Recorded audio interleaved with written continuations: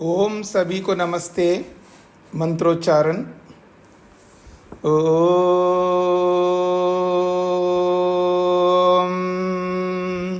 सहनाववतु सहनौ भुनक्तु सह वीर्यं करवावहै तेजस्विनावधीतमस्तु मा विद्विषावहै।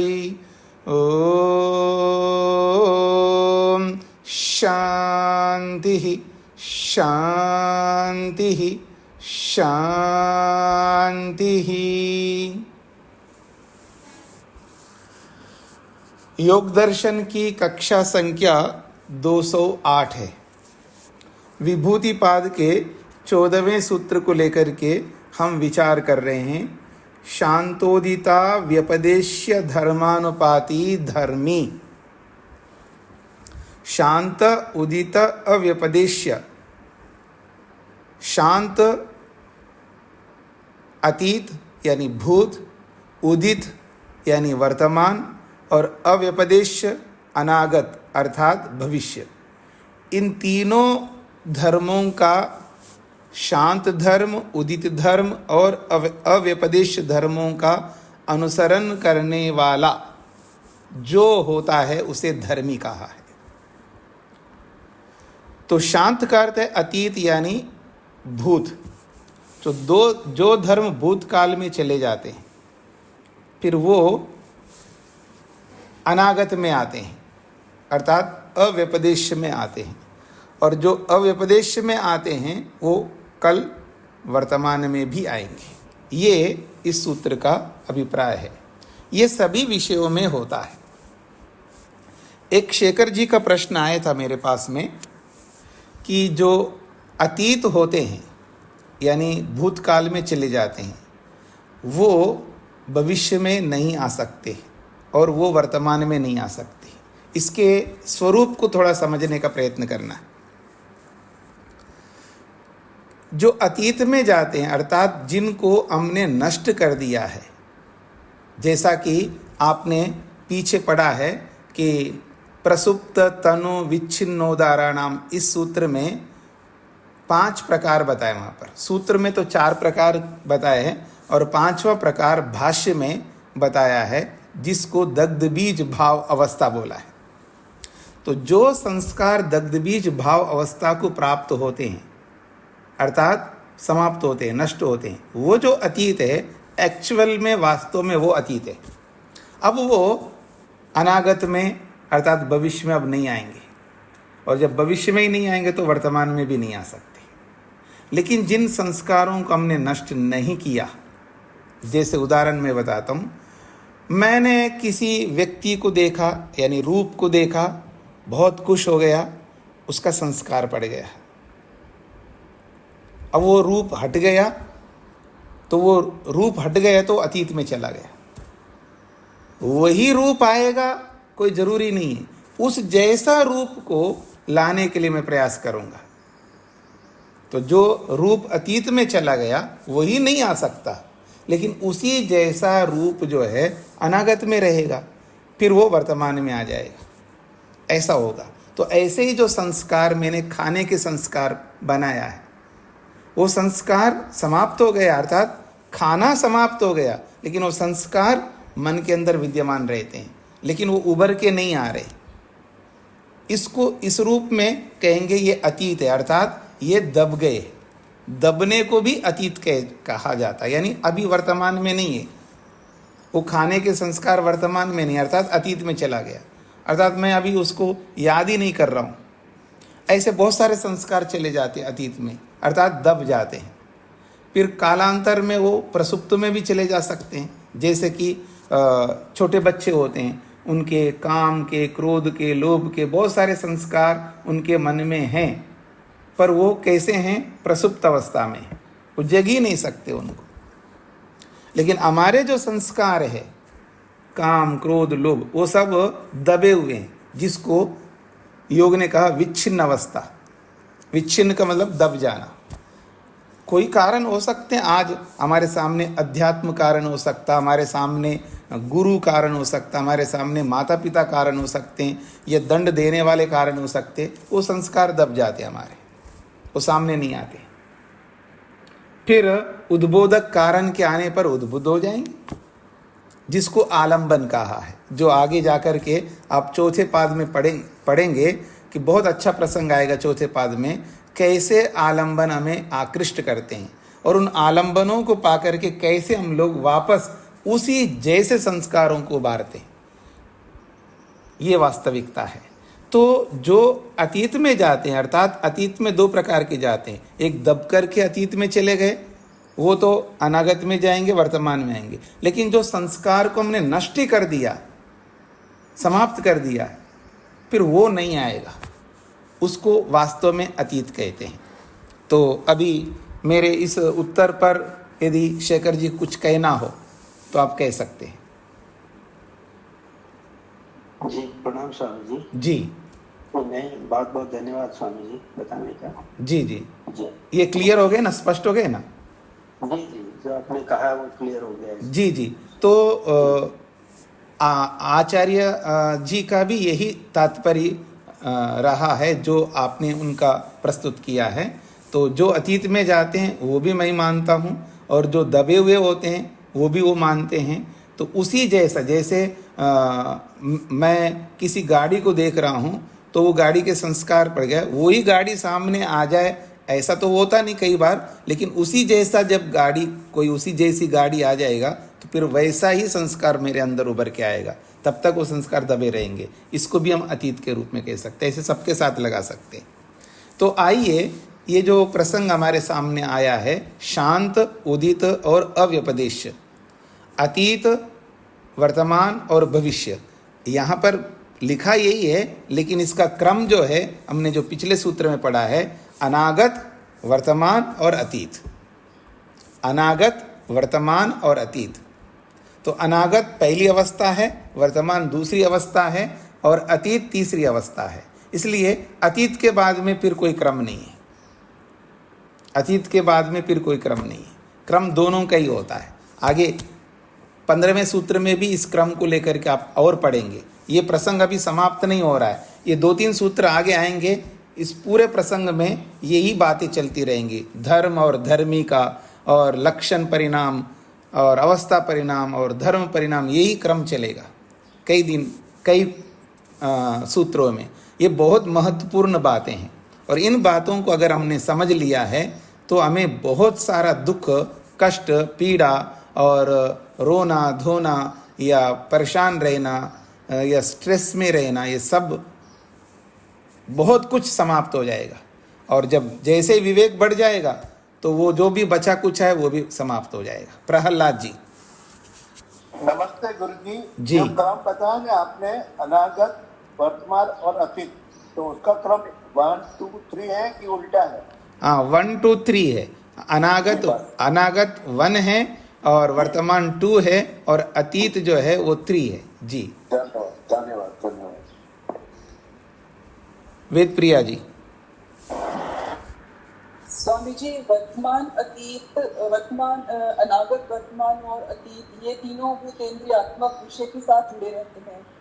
तो जब संस्कार दग्ध बीज हो जाते हैं, मुक्ति की अवस्था की बात करें तो भूतेंद्रियात्मक तो रहेगा ही नहीं ना। मन प्रकृति में, मन अपने कारण में लीन हो गया तो भूतेंद्रिय है ही नहीं। संस्कार जब दग्ध बीज पूरे हो गए धुएं में चने के समान, और वो मुक्ति में चली गई आत्मा, मतलब मुक्ति को प्राप्त किया, तो संस्कार तो अतीत में कहाँ माने जाएंगे? फिर वो तो दग्ध बीज ही हो गया, उसका मन ही खत्म हो गया।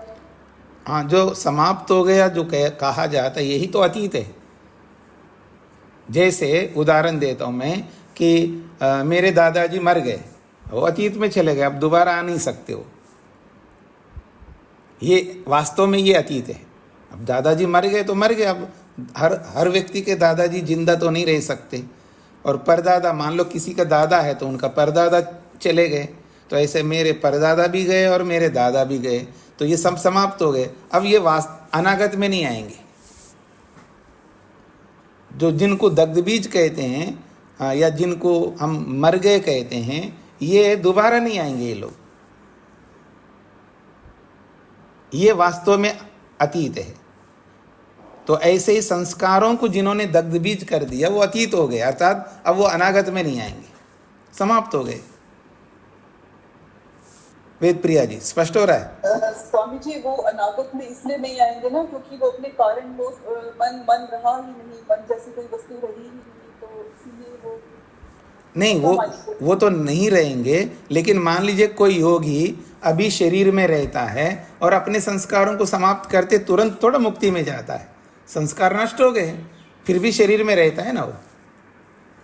जब तक ये शरीर जो है, वर्तमान का शरीर योगी का, ये पूर्व जन्म के फल स्वरूप में प्राप्त हुआ, और वो फल जब तक समाप्त नहीं होगा तब तक ये शरीर रहेगा उनका। भले वो संस्कारों को दग्ध बीज कर दिया, अविद्या को दग्ध बीज किया, फिर भी शरीर में रहता है।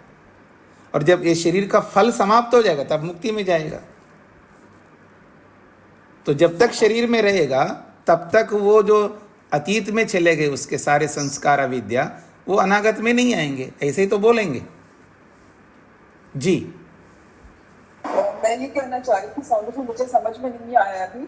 अनागत तो उनका होता है जो अनागत, अतीत तो बात इसकी करेंगे ना जो वर्तमान, जो मतलब कभी अतीत में जाएगा, जो वस्तु ही नहीं है उसके लिए अतीत अनागत की बात कैसे करेंगे?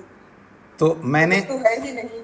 मैंने यही तो उत्तर दिया है ना, जो संस्कारों को दग्ध बीज किया, अभी मरा नहीं वो आदमी, शरीर छोड़ा नहीं है, तो उसके लिए तो आप कह सकते हो ना। अब इसके जो दग्ध बीज हुए हैं वो अनागत में नहीं आएंगे, तब तो व्यवहार करेंगे ना आप।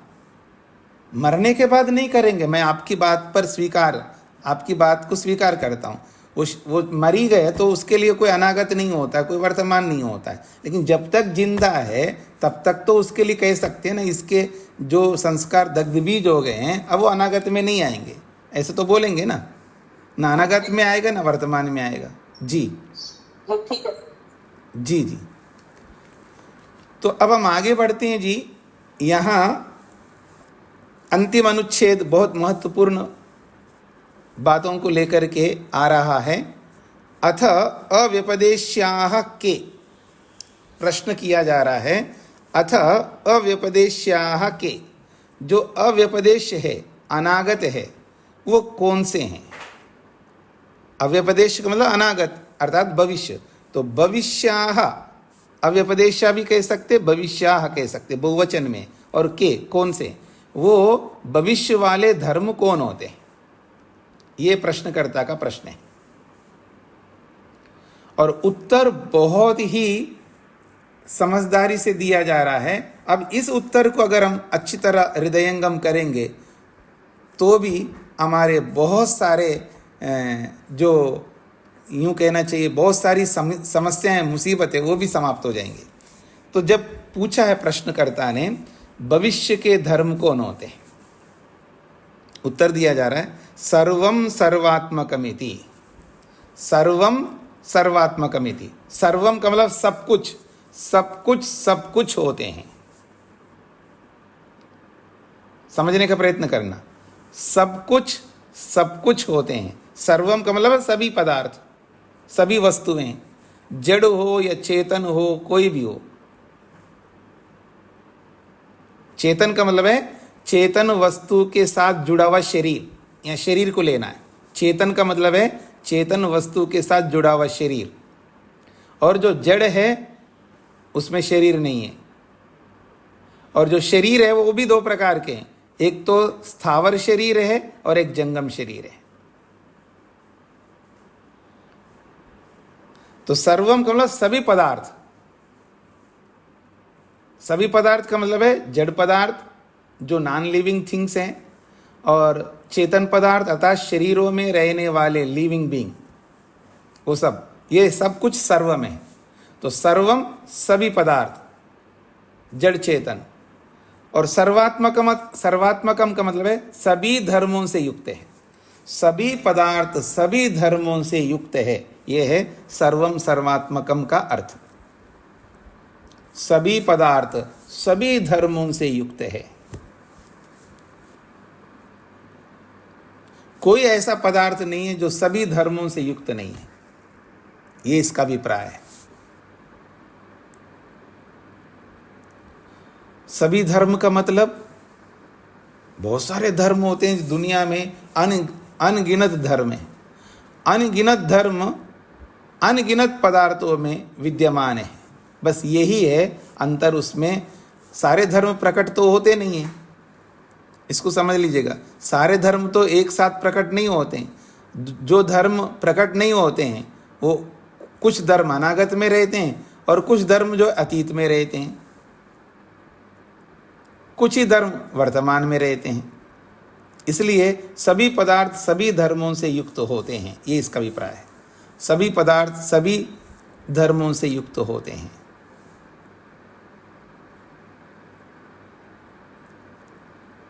मैं आपको उदाहरण दे दूं। हाँ शेखर जी। जी स्वामी जी, तो फिर उनमें भिन्नता कैसे हुई अगर सभी पदार्थों में सभी गुण हैं?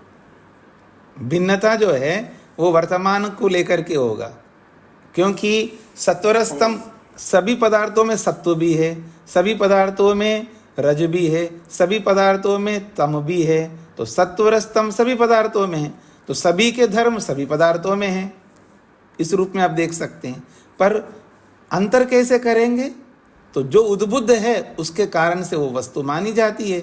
अगर किसी पदार्थ में सात्विकता उद्बुद्ध है तो उसको सात्विक पदार्थ कहा जाएगा।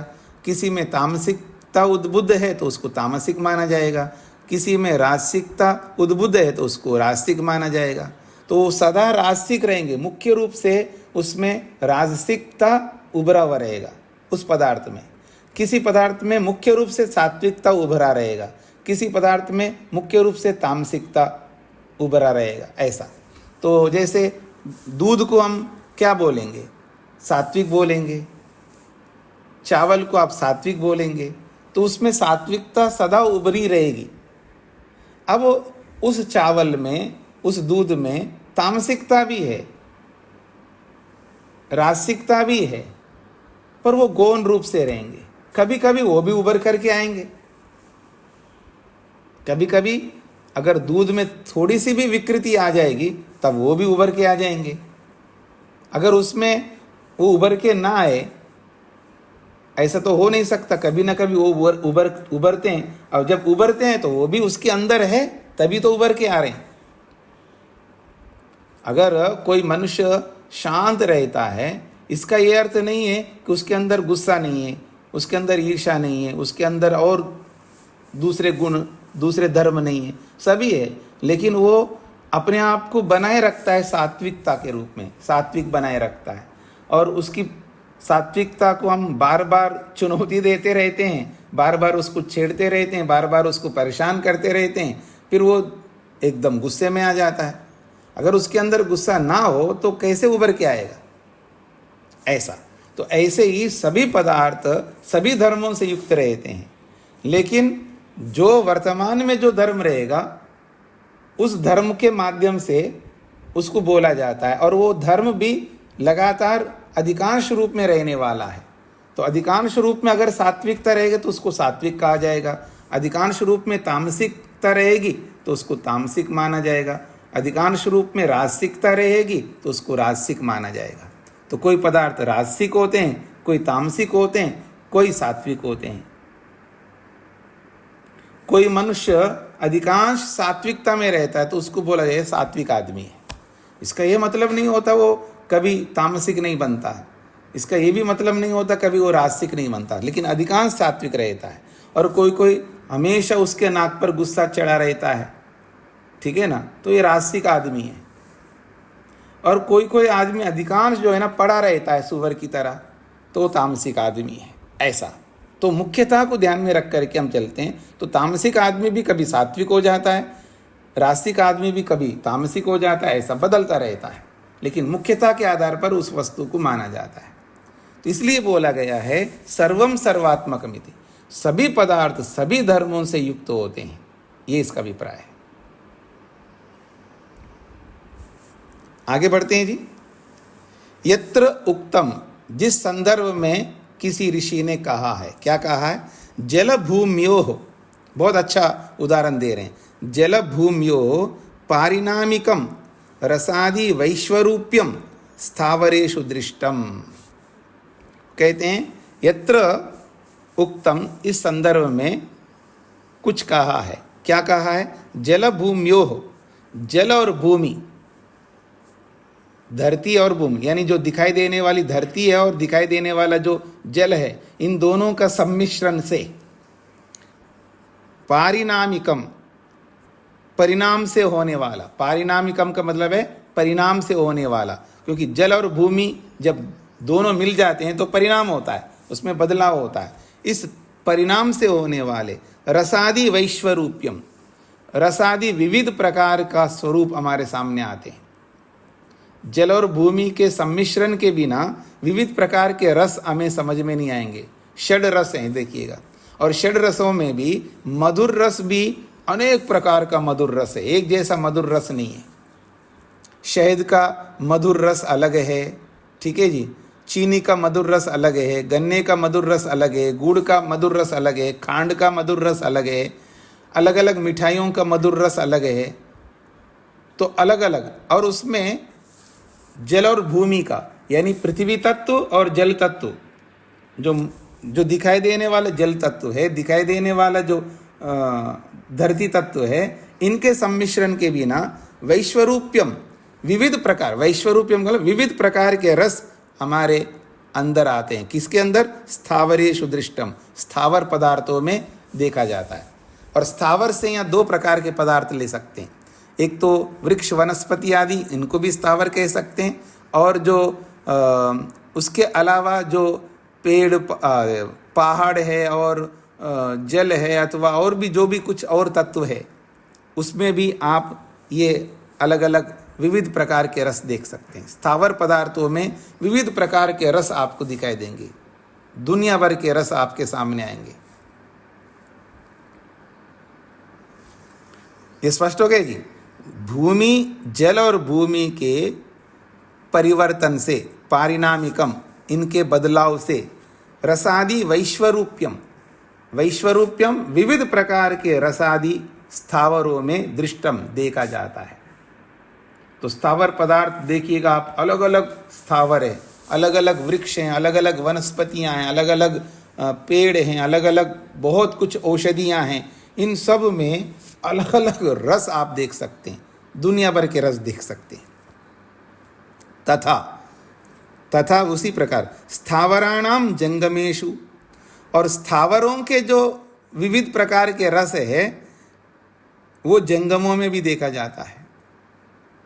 जंगम का मतलब है चर जगत, हिलने डुलने वाले, आने जाने वाले, विभिन्न प्रकार की योनियों में जो स्थावरों में जो धर्म देखा जाता है, वैसा धर्म जंगमों में भी देखा जाता है, यानी प्राणियों में भी देखा जाता है।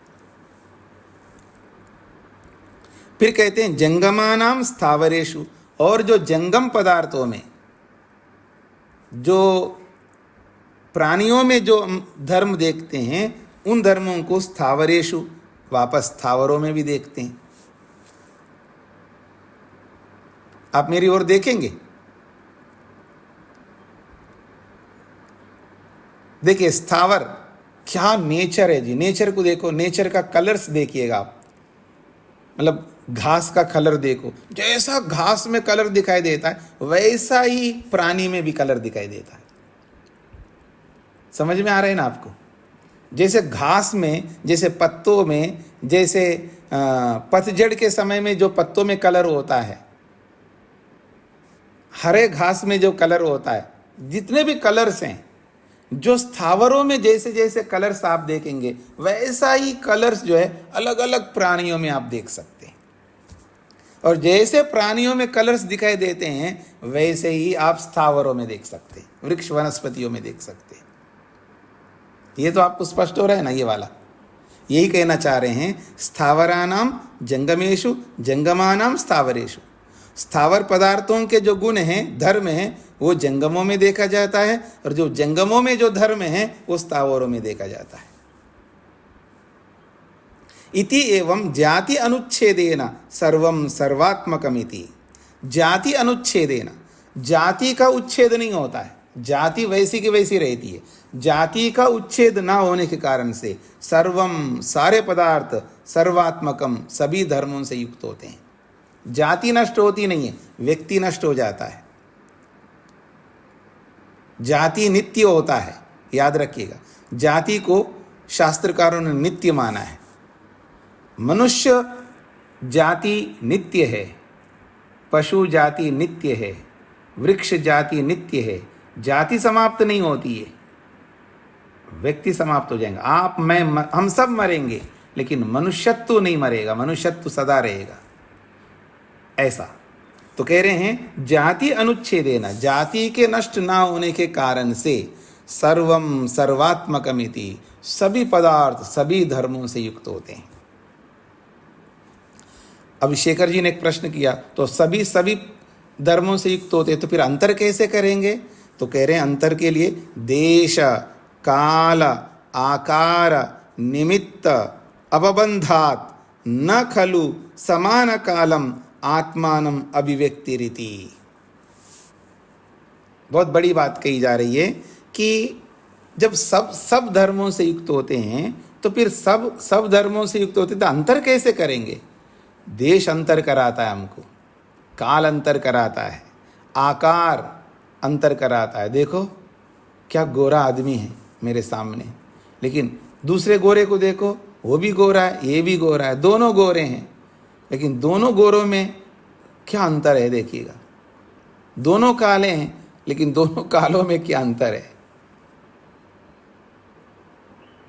अब सभी मनुष्य हैं, तो अंतर कैसे करेंगे? देखो ना, कोई 6 फुट का है, कोई 5.5 फीट का है, कोई कितना है, कितना अंतर होगा। गोरे में भी अंतर है। अब यूरोपियन को देखिएगा, सारे गोरे होते हैं, लेकिन एक एक गोरे में क्या अंतर है। अफ्रीकन को देखिए, सारे काले होते हैं, लेकिन काले में भी कितना अंतर होता है। तो कृष्णत्व, कालापन जाति है, वो कभी नहीं बदल सकती, लेकिन काला समाप्त हो जाएगा, व्यक्ति समाप्त हो जाएगा, लेकिन जाति समाप्त नहीं होगी। ये सबके साथ आप जोड़ सकते हैं। जब आप सभी पदार्थों से युक्त होते हैं। अरे कश्मीर में तो केसर होता है, तो यहाँ पर भी केसर के धर्म हैं, लेकिन यहाँ नहीं हो सकते। देश अलग है, काल भी अलग है, देश बदलते ही यहाँ पर भी केसर के धर्म हैं, यहाँ पर भी, लेकिन क्या करेंगे वो धर्म को रख करके। लेकिन यहाँ उद्बुद्ध होने का देश ही अलग हो गया। देश के बदलाव से वही चीज़ यहाँ नहीं हो सकती, जो कश्मीर में हो सकती है वो यहाँ नहीं हो पाती है। यहाँ होने के लिए कश्मीर जैसी स्थिति उत्पन्न करनी होगी आपको। आजकल आर्टिफिशियल कर रहे हैं ना लोग। आपने देखा होगा कि बाहर जो है धूप में, छाया में और बाहर ओपन में सब होता था पहले, अब जो है सब इंडोर में करने लग गए। फिर उसको वैसी स्थिति उत्पन्न करके देते हैं उनको, तब जा कर के होता है। तो वो परिस्थिति वैसा एटमॉस्फेयर हमको देना पड़ेगा, भले ही आप कृत्रिम उत्पन्न करके दो।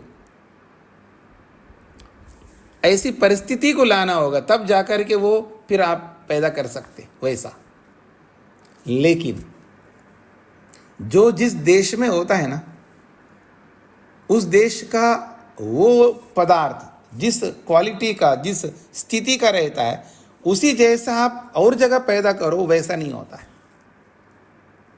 हमने यहाँ पर आम खाया, बड़ा अच्छा लगा, और पहली बार जब अमेरिका गए तो वहाँ पर भी उन्होंने आम रख दिया। वो अपने उसका क्या कहते हैं, मास्क क्या बोलते हैं उसको, कौन सा देश है वो, अमेरिका में वो मेक्सिकन, हाँ मेक्सिको से भी आम बड़े बड़े आ गए। हमने भी खाया वहाँ पर, फिर वो मज़ा नहीं होता है जो यहाँ होता है। और यहाँ पर भी आप देखेंगे भारत में कि अगर मान लीजिए जैसे गुजरात का केसर है, गुजरात का केसर अलग प्रकार के हैं। कई बार मेरे को लगता है ये आपूस वाले जो जो अल्फांजो होते हैं ना, उसको भी मात देता है, ऐसा लगता है कई बार। तो कहने का अभिप्राय वैसा ही यहाँ पैदा करो, पर वो वैसा नहीं होता है। वो जहाँ पर वो होता है, जो उसका टेस्ट है या जो उसका जो माधुर्य है, जो भी आप बोल सकते हैं, वो जो फ्लेवर है, जो भी आप बोलिए, वो वैसा नहीं होता है। एक बार हमको उन्होंने दिया, ये आपको साउथ इंडियन खिलाते हैं, तो मैंने कहा हाँ जी ज़रूर खाएंगे। हमने खाया, हाँ है तो साउथ इंडियन है, लेकिन वो जो वहाँ पर जैसा होता है वैसा नहीं होता। आपको ना साउथ में जाकर के नॉर्थ इंडियन खिलाएंगे, पंजाबी खाना खिलाएंगे, खाएंगे, वैसा भी होता है, लेकिन जो पंजाब में जिस तरह का उसको बनाया जाता है वैसा ही वहाँ नहीं होता है। हाँ, पंजाबी आदमी जाकर के वहाँ बनाए तो बन सकता है, इसमें कोई आपत्ति नहीं है, लेकिन चीज़ों की क्वालिटी भी होनी चाहिए। जो पंजाब में जो चीज़ें होती है उसी को वहाँ जो बनाएंगे और यहाँ पैदा करके वही व्यक्ति बनाएंगे, कुछ तो अंतर आएगा वहाँ पर। स्थान का भी अंतर होता है, वस्तु का भी अंतर होता है। तो आप ऐसा समझ सकते हैं, तो जो वस्तु जहाँ हो रही है उस स्थिति में, जिस स्थिति में भगवान ने वहाँ पर उसको वो अनुकूलता दी है, वही अनुकूलता आप कितना ही पैदा करो बाहर, लेकिन वैसी स्थिति नहीं होती है। तो ये वास्तविकता है। देश और काल, समय भी देखा जाता है। आजकल तो हम हमेशा होते हैं, लेकिन जो भगवान ने जो सीज़न बनाया है, वो जो ऋतु बनाई है, तो जिस ऋतु में जो वस्तु होती है उस वस्तु को दूसरी ऋतु में भी आप पैदा कर सकते हैं, आजकल कर रहे हैं लोग, लेकिन वैसी नहीं हो पाती है। तो इसलिए देश के साथ में काल भी जुड़ा है। और आकार आप भले ही छोटा कर दो, तो जिस आकार में जैसा भगवान ने स्वाभाविक रूप से जो पैदा किया, वैसा अगर आप आज देखिएगा, छोटे छोटे बिल्कुल क्या बोलते हैं आप, कैरेट, बहुत छोटे छोटे कैरेट आ रहे हैं, बहुत छोटे छोटे टमाटर आ रहे हैं, बहुत छोटे छोटे आलू आ रहे हैं। मतलब इतना उसको ऐसा कर दिया है कि आप बना तो रहे हैं, खा भी रहे हैं, अच्छा भी लग रहा है, लेकिन जिस आकार में भगवान ने पैदा किया है, जिस आकार में जिन वस्तुओं को जैसा पैदा किया है, उस आकार को हम बदल तो रहे हैं, लेकिन वो क्वालिटी नहीं मिलती है। इसलिए यहाँ आकार की भी अपना एक बहुत बड़ा महत्व है। तो देश, काल और आकार ये सब निमित्त है, कारण है। अपबंधात, संबंध ना होने से, तो देश का संबंध, काल का संबंध, आकार का संबंध ना होने से, खलु निश्चित रूप से, समान कालम, एक ही काल में, आत्मानम अभिव्यक्ति, न आत्मानम अभिव्यक्ति, वो अपने स्वरूप को उस रूप में अभिव्यक्त नहीं कर पाते। आत्मानम का मतलब है जो धर्म, जिस वस्तु का जो धर्म जहां अभिव्यक्त हो सकता है, वहां से हटा करके दूसरे देश में, दूसरे काल में, दूसरे आकार में उसको पैदा करो तो अपबंधात, उसका संबंध उस तरह, उस देश का, उस वैसा देश का, वैसे काल का, वैसे आकार का अपबंधात, संबंध ना होने से, खलु निश्चित रूप से, ये ना को बाद में जोड़ना है, समान कालम, उसी काल में, एक ही काल में, आत्मानम न अभिव्यक्ति रीति, वो उस स्वरूप में, उस धर्म के रूप में वो अभिव्यक्त नहीं हो पाता है। जिस धर्म के रूप में जहाँ अभिव्यक्त होता है, वैसा ही धर्म के रूप में, वैसी ही आकृति के रूप में वो वस्तु वहाँ अभिव्यक्त नहीं हो पाती है। भले अभिव्यक्त हो जाए, लेकिन वैसी नहीं हो पाती है। इसलिए कुछ लोग स्वाभाविक रूप से लाख कोशिश करते हैं, जो कश्मीर में होता है उसको यहाँ मैदान में भी पैदा करने के लिए बहुत कोशिश करते हैं, वैसा नहीं हो पाता है। और वैसा वेदर, वैसा समय, वैसा वो क्रिएट भी कर लेते हैं आर्टिफिशियल, कृत्रिम रूप से, फिर उस क्वालिटी का, उस स्थिति का, उस स्वरूप में वो हमारे सामने नहीं आ पाता है। इसलिए बोला जा रहा है देश काल आकार के साथ संबंध ना होने से एक ही काल में वो पदार्थ उस रूप में अभिव्यक्त नहीं हो पाते हैं, ये बात कही जा रही है। ये बातें आपको समझ में आ रही है सबको? कोई शब्द, कोई पंक्ति या कोई वाक्य समझ में ना आए तो उसी समय पूछ सकते हैं आप। आगे कह रहे हैं सविता जी। नमस्ते स्वामी जी। जी स्वामी जी, जैसे आपने ये जंगम का उदाहरण दिया था कि जैसे कि वो कोई घास का जैसा रंग है वैसा किसी कीड़े मकोड़े का किसी का भी हो सकता है, तो ऐसे स्थावर का जंगम में कैसे उदाहरण देंगे स्वामी जी? स्थावर का, जो स्थावर में भी आप जो कलर स्थावर में देखते हो जंगम में भी आएगा। जब इसका उसमें दिखता है तो उसका इसमें भी दिखता है ना। कोई पत्ते को देखो तो पत्ते जैसा ही कोई कीड़ा दिखाई देता है आपको। आप जैसे आप फूल गोभी नहीं पत्ता गोभी खाते हैं ना, पत्ता गोभी खाते हैं तो कई बार बोलते हैं ना पत्ता गोभी के अंदर ऐसे कीड़े होते हैं वो दिखते ही नहीं है, क्योंकि वो उसी की तरह दिखाई देता, उसी की तरह होते हैं तो वो दिखाई नहीं देता आपको। फिर लोग कहते हैं उसको गर्म पानी में, उबलते हुए पानी में डाल दो, फिर वो शायद वो निकल जाते हैं। और कुछ लोग ये भी कहते हैं कितने उबलते हुए पानी में का वो मर जाएंगे, फिर एक्टिव हो जाते हैं, फिर वो जिंदा हो जाते हैं, ऐसा भी बोल देते, पर दिखते नहीं है। इसलिए कभी कभी बीच बीच में कुछ लोग पत्ता गोभी को खाते भी नहीं है। तो कहने का अभिप्राय ये है कि जो स्थावरों में जैसा हम देखते हो जंगमों में देखा जाता है, जैसे जंगमों में देखते हो वैसे स्थावरों में देखा जाता है।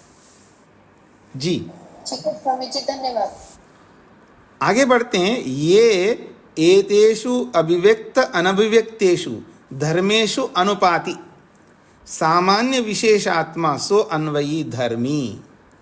धर्म और धर्मी को समझाया जा रहा है। ये संधि के कारण से या दिख रहा है, लेकिन संधि को हटाएंगे तो ये बन जाएगा। ये एतेषु, एतेषु का मतलब है इनमें, किनमें? अभिव्यक्त अनभिव्यक्तेषु। अभिव्यक्त यानी प्रकट पदार्थों में और अनभिव्यक्त अप्रकट पदार्थों में। जो उजागर होकर के हमारे सामने वर्तमान में आ गए हैं वो अभिव्यक्त पदार्थ हैं। अभी जो अभिव्यक्त नहीं है, अनागत की स्थिति में है, तो उसको अनभिव्यक्त कहते हैं। अभी घड़ा अभिव्यक्त नहीं हुआ, वो अनभिव्यक्त है। कहाँ है वो घड़ा? लोंदे में है। और जो अभिव्यक्त है वो बन करके तैयार घड़ा आ गया सामने। तो कोई अभिव्यक्त होता है, कोई अनभिव्यक्त होता है, कोई प्रकट होता है, कोई अप्रकट होता है। तो ये जो धर्म एतेषु इनमें अभिव्यक्त और अनभिव्यक्त धर्मेषु, जो अभिव्यक्त और अनभिव्यक्त धर्मों में अनुपाति लगातार रहने वाले सामान्य विशेषात्मा, कहीं सामान्य धर्म के रूप में, कभी विशेष धर्म के रूप में वो होते हुए सो अन्वयी धर्मी। तो सामान्य धर्मों में भी रहता है वो और विशेष धर्मों में भी रहता है, अभिव्यक्त पदार्थों में भी रहता है और अनभिव्यक्त पदार्थों में भी रहता है। वो कौन है? जो सामान्य मतलब अनुपाति, इन सभी धर्मों में अनुपाति का मतलब है निरंतर रहने वाला, सतत रहने वाला, एक जैसा रहने वाला, चाहे वो सामान्य धर्म हो चाहे विशेष धर्म हो। तो सामान्य धर्मों में भी वही रहता है और विशेष धर्मों में भी वही रहता है। तो सो अन्वयी, वह ये अन्वयी, अन्वयी का मतलब है इन सभी धर्मों में सातत्य रूप में लगातार रहने वाला वो कौन होता है? तो वो धर्मी होता है, ये कहा गया है।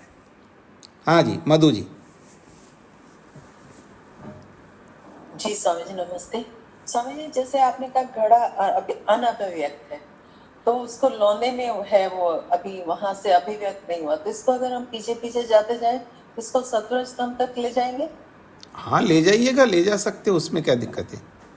मिट्टी में ले जाओगे, मिट्टी को मिट्टी के कारण में ले जाओगे, उस कारण को उसके कारण में ले जाओगे, ऐसे कारण को कारण में ले जाओगे तो अंततोगत्वा सत्वर स्तंभ तक ही ले जाओगे। जी लेकिन ये तो एक काल्पनिक हो गया समझ। अच्छा, काल्पनिक कैसे होगा जी? मिट्टी को मिट्टी के कारण में ले जाना काल्पनिक है?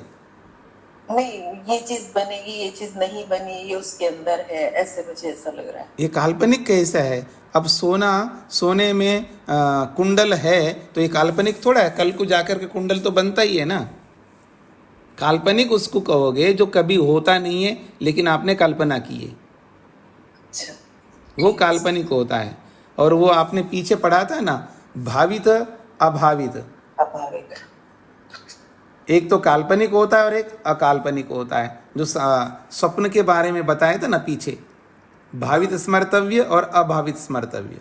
तो जो काल्पनिक होता है वो तो कल्पना है, ऐसा होता नहीं है, पर ये तो होता है ना ऐसा, इसलिए इसको कल्पना नहीं कहेंगे। जी, धन्यवाद स्वामी।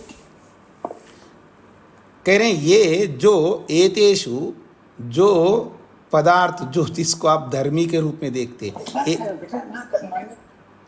एतेषु अभिव्यक्त अनभिव्यक्तेषु, जो धर्मी इन अभिव्यक्त और अनभिव्यक्त धर्मेषु, धर्मों में अनुपाति रहने वाला है, सामान्य विशेषात्मा, जो सामान्य धर्मों में भी और विशेष धर्मों में भी रहने वाला है, सो वह अन्वयी, जो लगातार सभी में रहने वाला, वो धर्मी होता है। ये बोला गया यहाँ पर।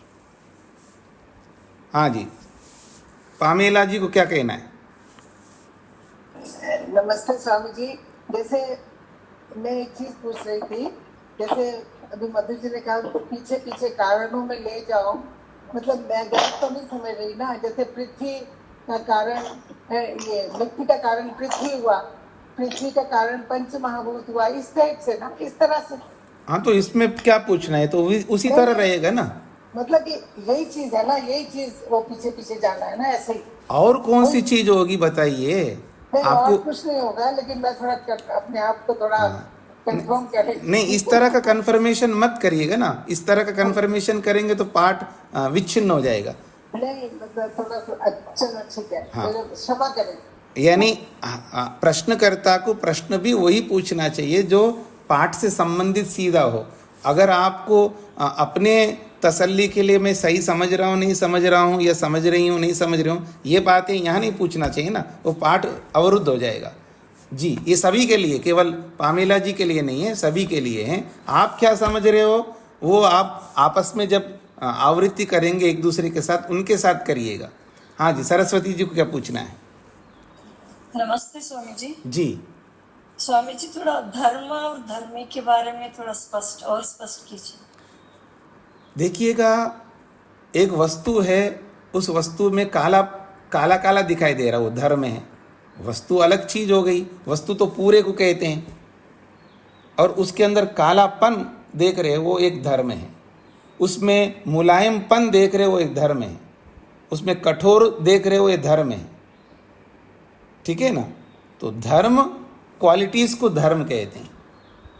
वस्तु अलग चीज है, वस्तु तो पूरे को कहते हैं। उस वस्तु में एक इकाई है जिसको आप कठोर देख रहे हो, उसमें एक अलग इकाई है जिसको आप कोमल देख रहे हो, उसमें एक अलग इकाई है जिसमें आप खट्टा देख रहे हो, खटास देख रहे हो, उसमें एक अलग इकाई है उसमें आप कोई वर्ण देख रहे हो, वर्ण। ऐसा ये है जो वर्ण के रूप में या कोमलता के रूप में, ठीक है ना, ये जो दिखाई दे रहे हैं इसको धर्म कहते हैं।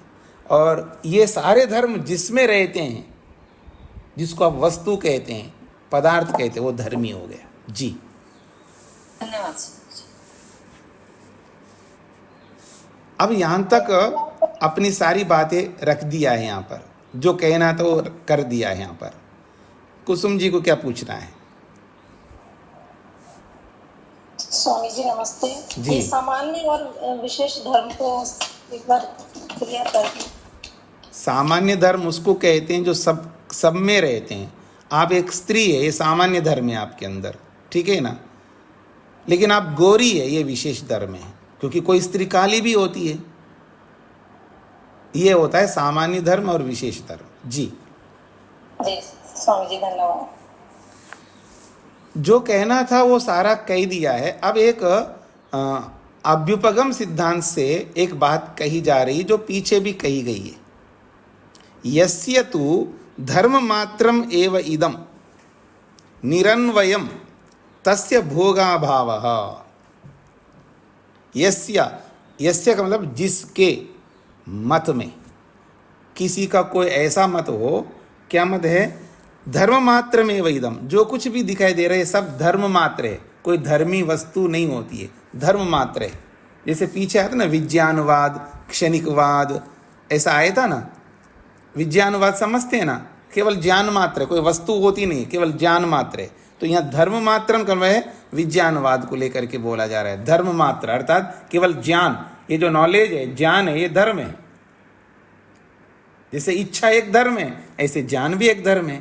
तो ज्ञान को ही सब कुछ माना जा रहा है, यानी धर्म को ही सब कुछ माना जा रहा है। उस धर्म को रखने वाली धर्मी या उस धर्म को रखने वाला जो धर्मी है उसको जो नहीं मानता है, उस बात को लेकर के यहाँ प्रश्न उपस्थित किया जा रहा है। यस्य तु, जिसके मत में तो धर्म मात्रम एव इदम, जो कुछ भी संसार में दिखाई दे रहा है हमको, जंगम के रूप में या स्थावर के रूप में, ये सब केवल धर्म मात्र है। निरन्वयम, निरन्वयम का मतलब उन धर्मों में रहने वाला कोई धर्मी नहीं होता है। अन्वयी का मतलब है उसके अंदर रहने वाला, और निरन्वयी का मतलब है उसके अंदर रहने वाला कोई और नहीं, अर्थात धर्मी कोई ही नहीं है। तस्या, उसके मत में भोग अभाव, ऐसा कोई मत लेकर के चलता है तो उसके मत में तो भोग का ही अभाव हो जाएगा। भोग हो ही नहीं पाएगा फिर, क्योंकि धर्मी तो कोई है ही नहीं है, सब धर्म मात्र है। तो धर्म मात्र है तो धर्म तो बदलते रहते हैं। उन सब धर्मों में रहने वाला कोई धर्मी होगा तभी तो भोगेगा वो। जब धर्मी नहीं है तो भोग का ही अभाव हो जाएगा, ये कहना चाहते हैं। इसमें किसी को समझ में नहीं आए तो पूछ सकते। हाँ जी, मधु जी। स्वामी जी, इसको एक बार और स्पष्ट कर दीजिए कि उसको भोग कैसे कर पाए, धर्मी नहीं होगा तो। भोग हो ही नहीं सकता ना, यही तो कह रहे हैं। कैसे भोग पाएंगे, ये तो मेरे अनुसार होगा ना। जब कोई स्पष्ट नहीं हुआ मुझे। ज्ञान आप मानो, ज्ञान को रखने वाले को नहीं मानो तो भोगेगा कौन? ज्ञान को भोगेगा क्या? ठीक है ना जी? ठीक है सर, समझ आया। तो जब ये बात कही है, जब धर्म मात्र ही सब कुछ है, कोई धर्मी नहीं होता है, तो सिद्धांती कहते हैं भोगाभाव, फिर तो भोग का ही अभाव हो जाएगा। अब प्रश्न करता कस्मात भोग का अभाव कैसे होगा? कस्मात का मतलब है कैसे भोग का अभाव होगा। हाँ, शकुंतला जी को क्या पूछना है?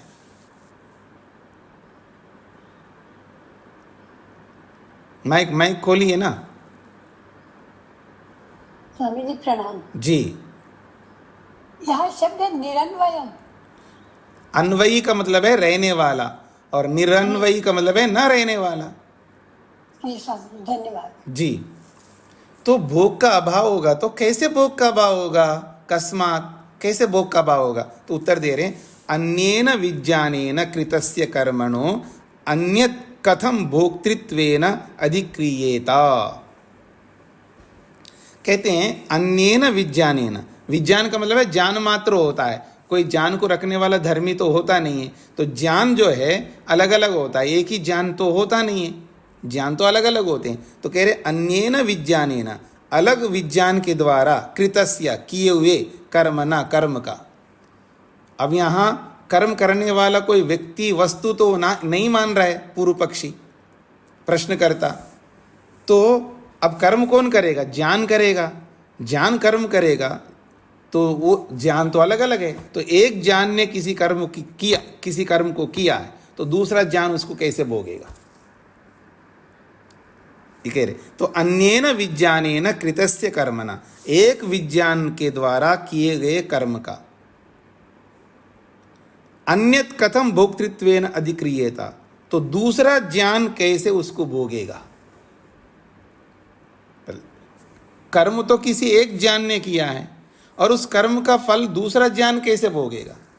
क्योंकि ज्ञान तो समाप्त होता है ना, क्षणिक होता है ज्ञान, याद रखना, इस बात को समझ लेना। ज्ञान क्षणिक होता है, ये पहले सिद्ध कर चुके हैं।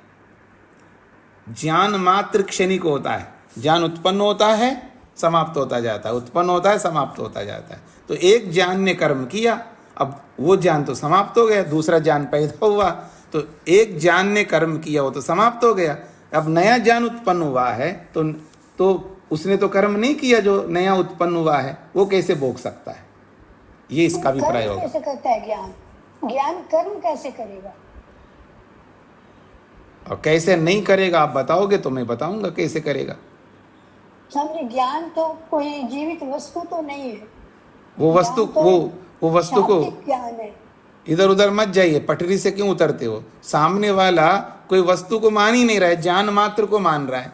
तो अब जो भी हम कर्म कर रहे हैं तो वो ज्ञान ही कर रहा है, ऐसा मान रहा है।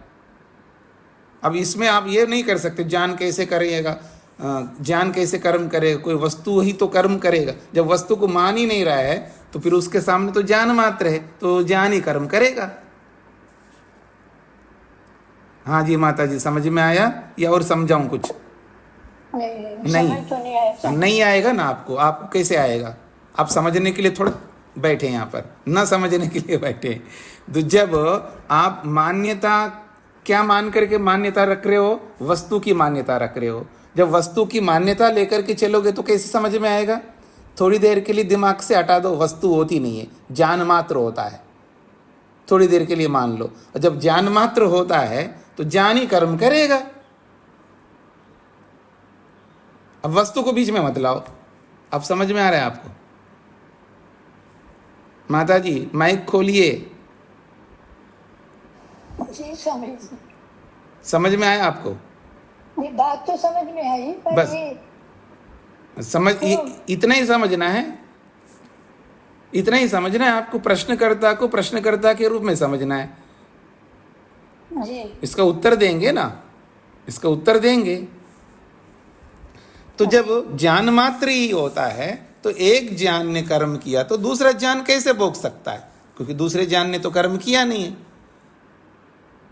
ये उत्तर दिया जा रहा है। तो अन्येन विज्ञानेन कृतस्य कर्मणा, एक विज्ञान के द्वारा किए गए कर्म को अन्यत दूसरा विज्ञान कथम भोक्तृत्वेन अधिक्रियेता, वो भोक्ता के रूप में कैसे स्वीकार हो पाएगा उसको? क्योंकि कर्म तो किसी ज्ञान ने किया है और दूसरा ज्ञान आकर के उसका भोग करे, ये संभव कैसे हो सकता है? एक प्रश्न चिन्ह लगाया है कि एक ज्ञान ने कर्म किया है तो दूसरा ज्ञान उसको भोग नहीं सकता। दूसरी बात, तत्स्मृति अभावः, उसके मत में स्मृति का भी अभाव हो जाएगा। तत् स्मृति अभावश्च, चा का मतलब और एक दोष आएगा उसके मत में। केवल ज्ञान मात्र को लेकर के चलने वाले के पक्ष में एक और दोष आएगा, स्मृति अभाव, उसके पक्ष में स्मृति का भी अभाव हो जाएगा। न अन्य दृष्टस्य स्मरणम अन्यस्य अस्ति इति। अन्य दृष्टस्य स्मरणम, किसी एक ने अगर देखा है, देखा तो आपने और स्मरण कोई और कर रहा है, ये कैसे हो सकता है? तो कह रहे अन्य दृष्टस्य, एक के द्वारा देखे हुए को अन्यस्य नास्ति, दूसरा स्मरण नहीं कर सकता। अन्य दृष्टस्य का मतलब है एक के द्वारा देखे हुए को अन्यस्य स्मरणम नास्ति, दूसरे को स्मरण नहीं हो सकता। मतलब एक ने देखा किसी को और उसको दूसरा कोई स्मरण कर ले, ये कैसे हो सकता है? इसलिए स्मृति का भी अभाव हो जाएगा।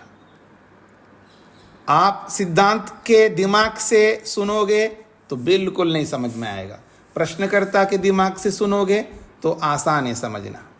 जब कोई वस्तु ही नहीं होती है, ज्ञान मात्र होता है, तो एक ज्ञान ने देखा, उस एक ज्ञान ने जिसको देखा है वो ज्ञान तो हट गया, समाप्त हो गया, अब दूसरा ज्ञान पैदा हो गया। अब दूसरा ज्ञान आकर के उसको कैसे स्मरण करेगा?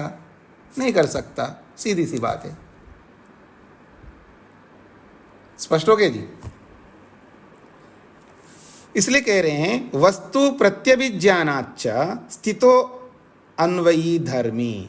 इसलिए कह रहे हैं वस्तु प्रत्यभिज्ञानाच्च, वस्तु का स्मरण हो जाने से, वस्तु प्रत्यभिज्ञानात्, प्रत्यभिज्ञा कहते हैं स्मरण को, तो वस्तु का स्मरण होने से, क्योंकि सबको स्मरण होता है, ऐसा कोई आदमी नहीं है जिसको स्मरण नहीं होता है, तो वस्तु प्रत्यभिज्ञानात्, वस्तु स्थिति का, वास्तविकता का, वस्तु का स्मरण हो जाने से स्थितः, ये सिद्ध होता है, ये स्थित होता है, अन्वयी धर्मी, कोई अन्वित रहने वाला, उस धर्म में रहने वाला, उस ज्ञान में रहने वाला कोई धर्मी है। जिसको आप ज्ञान मात्र मान रहे हो वो केवल ज्ञान मात्र नहीं है, उस ज्ञान को रखने वाला कोई अन्वयी, उस ज्ञान में रहने वाला कोई अन्वयी धर्मी भी होता है।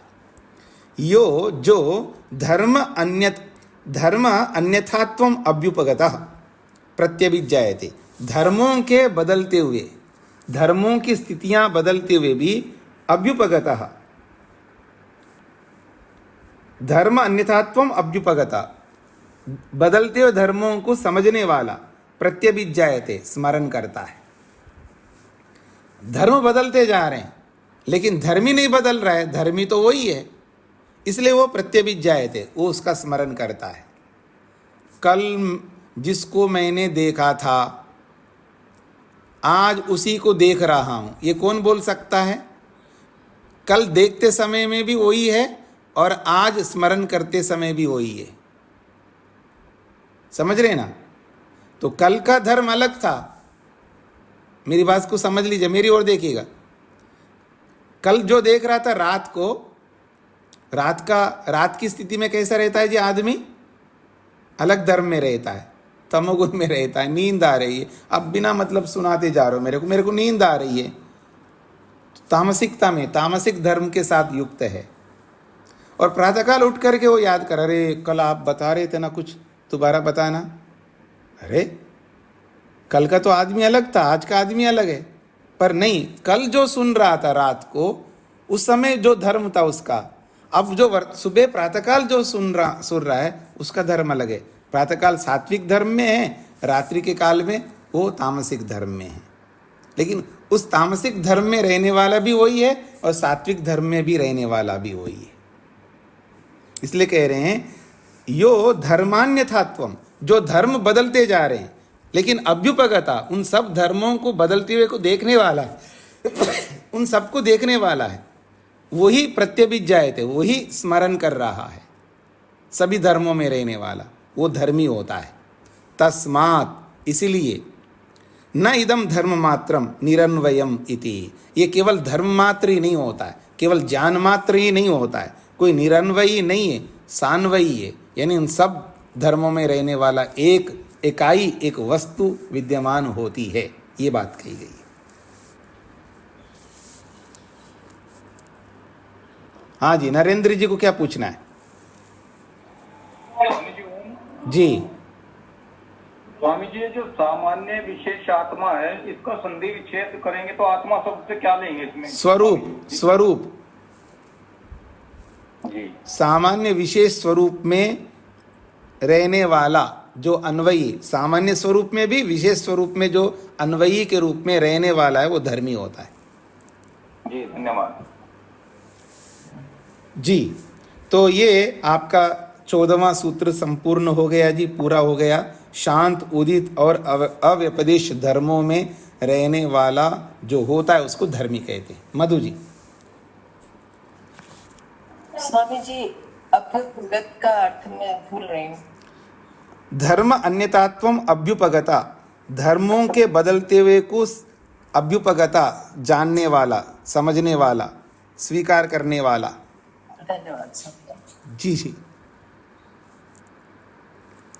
तो इसको यहीं पर विराम देता हूं।